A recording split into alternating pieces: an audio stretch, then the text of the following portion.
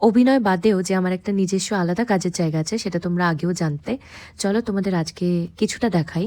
এই বিল্ডিংয়ে school plus performing arts দুটোই একসাথে চলে।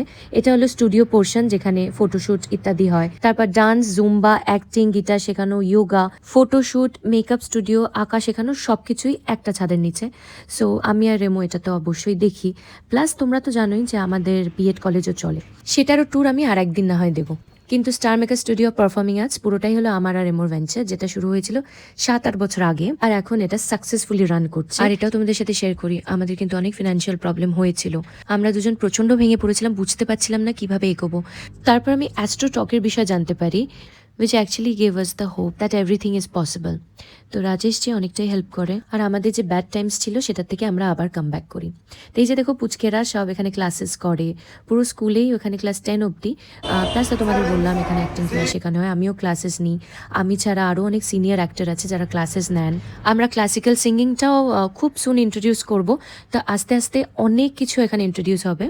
So because acting is my profession ঠিকই, কিন্তু অ্যাক্টিংয়ের সাথে সাথে আমার মাস্টার্স, বিএড সব কিছুই করা। তো আমি এডুকেশনের সাথে খুবভাবে linked, that's why started the performing arts, যেটার সাথে আমি যুক্ত থাকতে পারি। অবশ্য তোমাদের বলে রাখি, রেমোর প্রফেশন এটা শুধু নয়, রেমো রিয়েল এস্টেটের ব্যবসা করে, প্রমোটিংয়ের সাথে যুক্ত। আমি আইডল কখনোই বসে থাকতে পারি না, আমাকে কিছু না কিছুর সাথে এনগেজমেন্ট রাখতেই হবে। যাই হোক, চলো ক্লাসরুম ট্যুর দিই।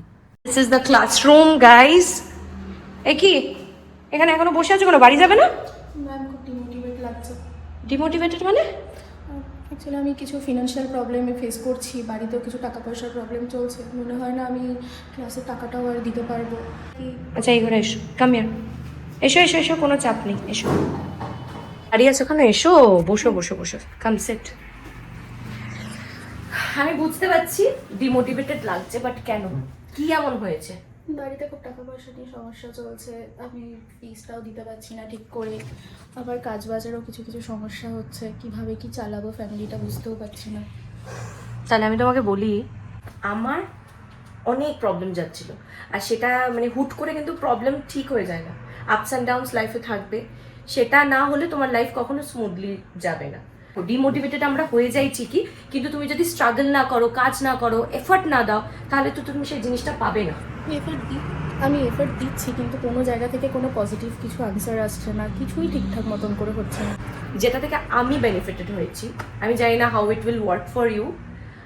আমার একটা বন্ধুর মাধ্যমে আমি অ্যাস্ট্রোটকের বিষয়ে জেনেছিলাম, বুঝেছো? তো অ্যাস্ট্রোটকে আমি মানে যখন আমার খুব ক্রাইসিস যাচ্ছিল, মানে আমার ইচ্ছা ছিল এই মানে স্টুডিও বানানো, মানে আমি নিজস্ব স্কুল করব। দেখো অ্যাক্টিং ক্যারিয়ারটা তো খুব আনসার্টেন, জানো। তা অ্যাক্টিং নিয়ে চললে তো হবে না, মানে আমাকে সব অ্যাক্টিংয়ের বাইরেও আমাকে একটা লাইফ চাই যেখানে আমি ব্যবসা করতে পারবো, এই করতে পারবো। সেইটা নিয়ে আমার মাথা খারাপ হয়ে গেছিলো যে আমি নিজে আর কিভাবে গ্রোথ পাবো।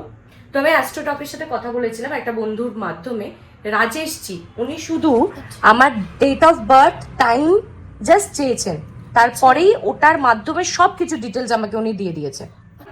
উইদিন ফিউ মান্থস মানে আমি আমার নিজের গ্রোথ দেখতে পাচ্ছিলাম। মানে আমি জানি না এটা তোমরা বিশ্বাস করবে কি করবে না, but it is very helpful. Contact দিয়ে দেবো অ্যাস্ট্রোটকের, কিভাবে তুমি ওনার সাথে চ্যাট করবে, গুরুজিকে কি বলবে, তোমার সব প্রবলেমটা তুমি বলবে। তো কিভাবে যোগাযোগ করবো আমি? আমি তোমাকে সব ডিটেলসটা দিয়ে দিচ্ছি, কেমন? তুমি ওখানে হয়তো ডেট অফ বার্থ আর সময়টাই তোমার বেসিক্যালি লাগবে। তো সেখানে তোমাকে সব কিছু বলে দেবে যে কি করতে হবে তোমায়। প্লিজ ডিমোটিভেটেড হও না, একদম চিল থাকো, আর যেই কাজটা করছো সেই কাজটা মন দিয়ে করো। Definitely ma'am. ওকে, চিন্তা করো না, কারণ কি আমাদের সবার লাইফে প্রবলেম আছে, এরকম কেউ নেই ইউনিভার্সে যার প্রবলেম নেই। প্রবলেমস তো আম্বানিরও আছে, তাই তো? অবশ্যই ম্যাম, আমি ওখানে অবশ্যই যোগাযোগ করব, আর রেজাল্ট আসলে আমি সবার আগে তোমাকেই জানাবো। একদম। সো বেস্ট অফ লাক, ভালোভাবে পড়ো, আর একদম চিন্তা করো না, কেমন? Thank you. ওকে। আমি এক্ষুনি আমার গল্প বলছিলাম, তারপরই আমার এক স্টুডেন্ট আমাকে বললো যে তার সাথে পার্সোনালি এখন কি মেন্টাল ট্রমার মধ্যে থেকেও যাচ্ছে। যাই, এগুলো হলো আমার স্টুডিওর কিছু ক্লিপস, ওখানে কি কি কাজ হয়। শুধু সেলিব্রিটি নয়, সব রকম মানুষ ওখানে আসে, ওখানে সব রকম শ্যুট হয়। আমিও পার্সোনাল আমার যা যা কাজের শ্যুট থেকে আমি ওখানেই করি। তোমরা আমাকে কমেন্টসে জানাবে তোমাদের ভিডিওটা কেমন লাগলো। Till then, bye by.